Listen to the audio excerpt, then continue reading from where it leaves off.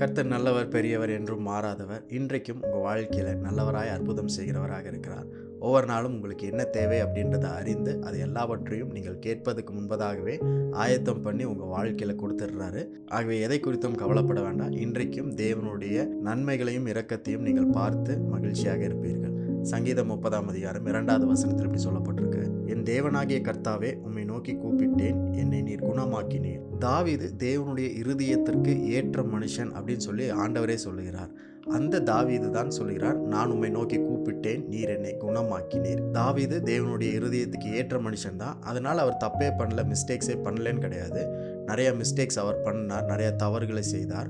ஆனால் அவர்கிட்ட இருந்த ஒரு நல்ல குணம் என்னன்னா, தவறு செஞ்ச போதெல்லாம் எப்போ அவருடைய மனசுக்குள்ள ஒரு விதமான பலவீனம் வந்துச்சோ, காயம் வந்துச்சோ, அவைகள் எல்லாவற்றிலிருந்தும் தேவன் அவனை குணமாக்க வேண்டும் அப்படின்னு சொல்லி ஆண்டவரிடத்திலேயே திரும்ப போய் காத்திருப்பார். அதுதான் தாவீதுட்டு இருந்த ஒரு பெரிய முக்கியமான தன்மை. எப்பொழுதெல்லாம் தாவீது கர்த்தரை நோக்கி கூப்பிட்டாரோ அப்பொழுதெல்லாம் தாவீதினுடைய இருதயத்தை, மனதை ஆண்டவர் குணமாக்கினார்.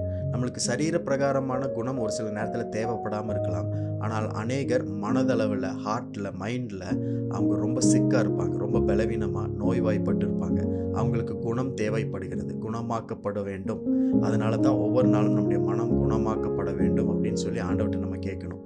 மனம் குணமாக்கப்பட்டுச்சுன்னா நம்மளுக்கு இருக்கிற மற்ற எல்லா காரியத்திலையும் ஜெயத்தை நம்மளால் பார்க்க முடியும். நம்முடைய சிந்தை, நம்முடைய எண்ணங்கள் குணமாக்கப்பட வேண்டும். அதற்கு ஒரு ஹீலிங் தேவை.